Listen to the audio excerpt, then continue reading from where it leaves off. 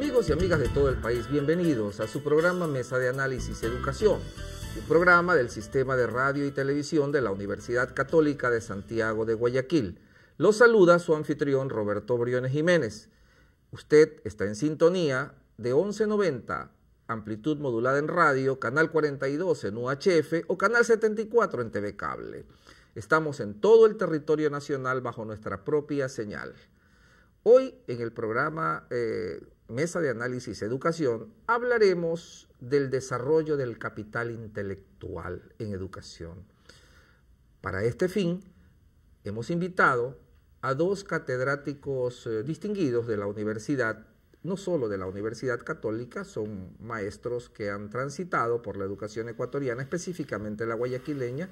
Se trata de la licenciada Vilma Santomer, a mi derecha, y el licenciado Luis Frías Serrano, maestros que gozan de gran reputación, sobre todo del tema que nos compete hoy.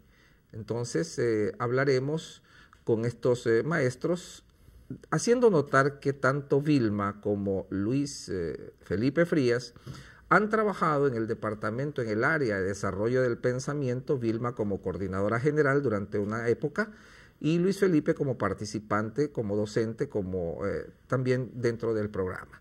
Entonces, iniciamos con Vilma. Vilma, ¿cómo está? Muy bien, doctor. Gracias por aceptar esta invitación que hace tiempo que estaba pidiendo. Pendiente. ¿Verdad? Vilma, usted es trabajadora social. Sí, licenciada en trabajo social.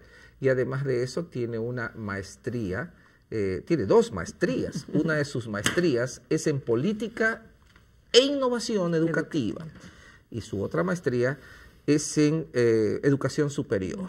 Además de eso, usted está cursando, usted es, digamos, está como... He sido aceptada en el programa doctoral. En el programa doctoral del PhD y próximamente pues estará ya trabajando en este tema. Usted es una mujer que se ha preparado mucho, Vilma. Así parece.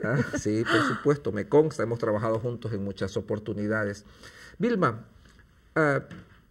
¿por qué es necesario trabajar procesos, estrategias cognitivas en un ser humano? Comencemos por ahí. ¿Qué es una estrategia cognitiva? Bueno, la estrategia cognitiva tiene que ver con las habilidades, las decisiones y los procesos que nos permiten aprender de mejor manera, que son individuales, tienen que ver con el estilo de cada una de las personas.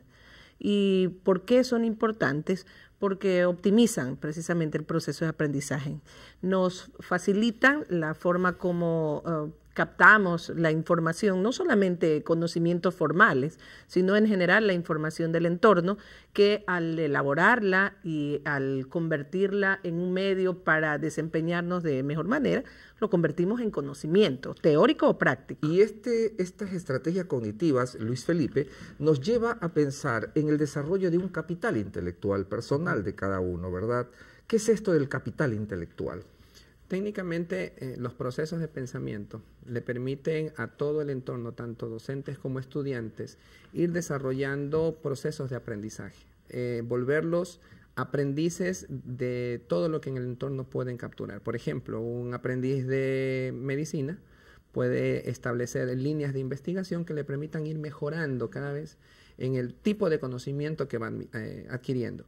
Y asimismo tratando de mejorarlo con el tiempo con un aprendizaje ya trabajado desde procesos de pensamiento y también trabajado desde una modalidad muy autónoma de aprendizaje. No necesita necesariamente del tutor, sino ese empoderamiento del aprendizaje. Luis Felipe, usted es licenciado en informática y tiene un diplomado en diseño curricular, además de una maestría en desarrollo empresarial. En este momento está dedicado inclusive al apoyo de una acreditación dentro de nuestra universidad. De las carreras agropecuarias en la Facultad Técnica, efectivamente. Sí. El capital intelectual para un ser humano en pleno siglo XXI representa una alternativa válida de estar mejor, ¿verdad? De desarrollo para el mejoramiento. ¿Qué está haciendo, por ejemplo, nuestra universidad en ese campo? Tal vez, Vilma, si usted nos cuenta un poco, ¿qué está haciendo nuestra universidad para abrir ese espacio al desarrollo del capital intelectual en los maestros, por ejemplo? Bueno, ya hace algún tiempo, hace algunos años, en su plan estratégico, tanto con anteriores autoridades como con las recientes, se planteó como líneas de desarrollo, por entenderlo así, la capacitación a los docentes. Un rubro muy importante, no manejo cifras específicas, pero un rubro muy importante del presupuesto de esta universidad, con toda esa inversión que el Estado también hace. Somos una universidad cofinanciada. Ese rubro, le decía, ha sido dedicado en gran parte a la capacitación docente, es decir, hemos tenido alternativas y posibilidades gratuitas en formación de calidad con los mejores profesionales, tanto de aquí del país como de fuera. Bueno, Vilma, usted también es una investigadora y usted ha estado muy de cerca con Margarita Mestoy de Sánchez, la famosa investigadora venezolana. Usted estuvo algunos años preparándose para el desarrollo de esta investigación sobre el pensamiento. Hay dos tipos de pensadores, decía Margarita, ¿no? El pensamiento incidental y el pensamiento deliberado. Háblenos un poco de eso. Bueno, el pensar es una condición humana, es inherente al ser humano, y podemos pensar de la manera más natural posible y obtenemos resultados, unos producto del entorno, de aspectos genéticos inclusive, tendremos óptimos resultados, como decía Margarita, a pesar de, ¿no? Pese a que haya factores en contra, pese a que un docente no facilite esos procesos, algunos lograrán obtener óptimos resultados. Y el otro es el deliberado, ¿no? El deliberado, el que requiere o es el resultado de un trabajo sistemático, organizado, producto y consecuencia de la práctica estructurada. Dentro de eso, Luis Felipe, hay varias modalidades de interacción, ¿verdad? Una de ellas es la interacción directa con la fuente de estímulo, decía Margarita. La otra es una exposición del sujeto al estímulo, pero siempre con un mediador. Pero usted ya nos decía en la primera parte en la pregunta inicial, que la autonomía es la razón de ser de formar a un individuo que desarrolle su capital intelectual, porque la tercera modalidad de aprendizaje es precisamente la exposición directa de la fuente de estímulo, siendo el sujeto su propio mediador. ¿Cómo ocurre esto?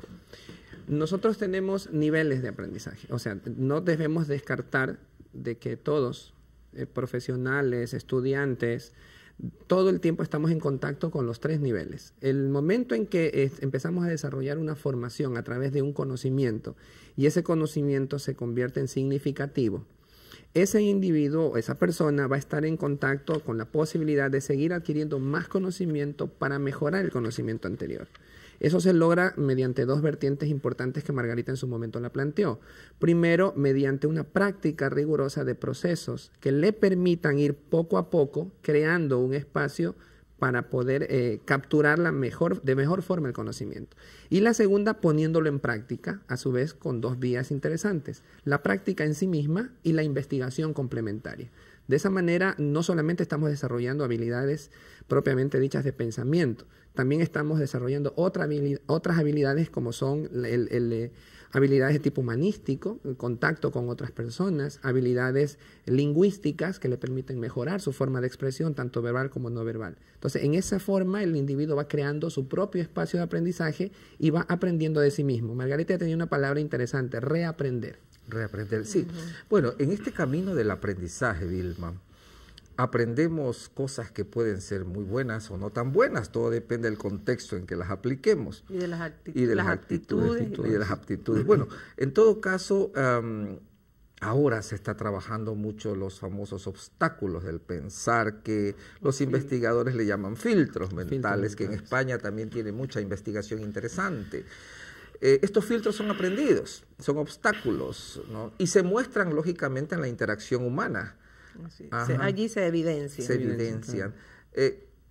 Porque durante toda su vida, desde muy pequeños, estos chicos van siendo criados por personas que a su vez tienen estos filtros que de alguna manera van llegando, ¿verdad?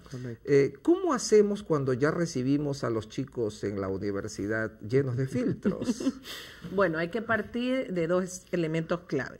El primero es que un filtro es un esquema mental y que todos tenemos esquemas mentales, unos más rígidos que otros, pero todos los tenemos. En ese sentido, no es excepcional que los jóvenes lleguen a las universidades con filtros. De lo que se trata, y es parte de nuestro trabajo, es que tomen conciencia de que poseen esos filtros y al tomar conciencia pueden administrarlos, pueden flexibilizarlos, pueden readecuarlos. O en todo y caso, reutilizarlos tal vez, ¿no? Así, claro. O en todo caso, asumir la responsabilidad de que posee ese filtro, ¿no?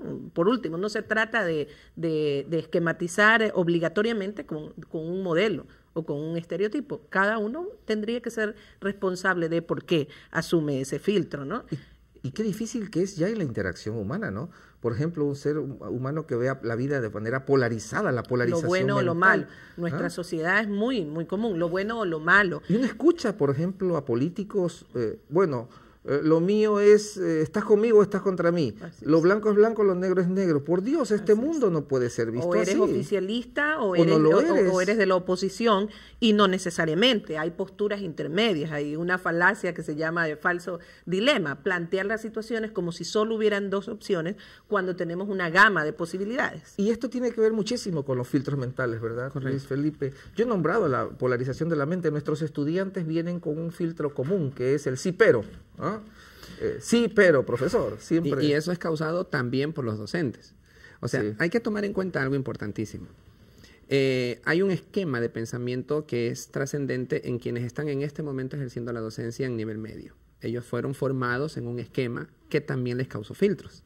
Y conforme ellos van desarrollando esa transferencia en el colegio, también le van transfiriendo esos filtros.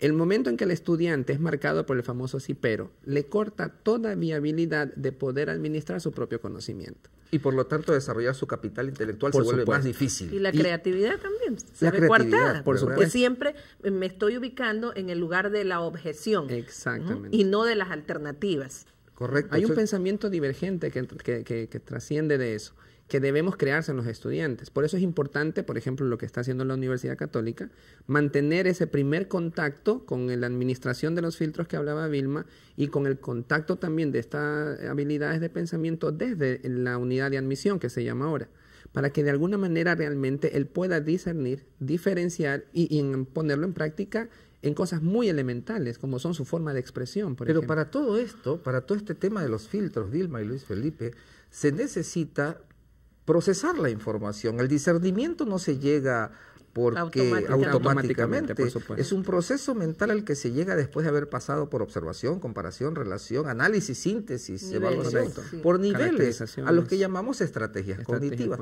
¿Qué tipo de estrategias cognitivas estamos manejando cuando tal vez los alumnos sean los más favorecidos? ¿Qué pasa con los adultos? ¿Ah? Bueno, hay que reconocer, es más complejo porque hay más años de experiencia, hay un proceso histórico, hay historias de vida inclusive, que nos marcan a todos. Si durante mucho tiempo hemos desarrollado filtros y nos hemos desenvuelto de esa forma, la mayoría de los docentes son profesionales exitosos. Entonces, ¿cuál tiende a ser su razonamiento? Yo he logrado mi desempeño profesional exitoso pensando de la forma que lo hago, ¿por qué tendría yo que cambiar? Claro, allí viene la reflexión, porque los tiempos también cambian. Vivimos, si usted revisa el 99% de la literatura científica, empieza reconociendo que vivimos épocas de cambio. Sí, y lo que notamos en las universidades de todo el mundo, porque no se trata solamente en la Universidad Ecuatoriana, es mucha pasividad mental, ¿verdad? En los estudiantes, la mente estática. Notamos rigidez para muchas cosas, notamos impulsividad, notamos dificultades para generar conocimientos nuevos, falta de creatividad, desorganización de conocimientos, bajo nivel de profundización, conocimiento aislado, atomizado, en fin, tenemos una serie de datos que han encontrado los investigadores acerca de cómo los estudiantes ingresan a las universidades. Correcto. Bien, para todo este tema del desarrollo del capital intelectual, iniciemos con la estrategia observación. La estrategia cognitiva de observación, que aparentemente es la esencial. ¿Qué es observar realmente, Vilma? Es la esencial y básica, no por lo elemental, sino porque es el soporte para otros procesos más complejos. Bueno, en mi caso particular, de manera adicional, como soy trabajadora social, constituye toda una técnica, ¿no? de investigación y de conocimiento de la realidad. No es posible investigar algo si no se observa. Definitivamente. Y alguien puede decir, bueno, haré investigación bibliográfica, igual tengo que observar, que lo complemento con otros procesos, con el procesamiento de la lectura, la inferencia, etcétera, pero parto de la observación. Es fundamental. También vale allí recalcar o aclarar que cuando asumimos la observación como proceso básico, lo estamos entendiendo como aquel que me permite captar la realidad en todas sus manifestaciones. Y no estamos hablando solo de la posibilidad de visualizar, de mirar elementos de la realidad. Entonces, Luis Felipe, significa que observar va más allá de ver. Correcto.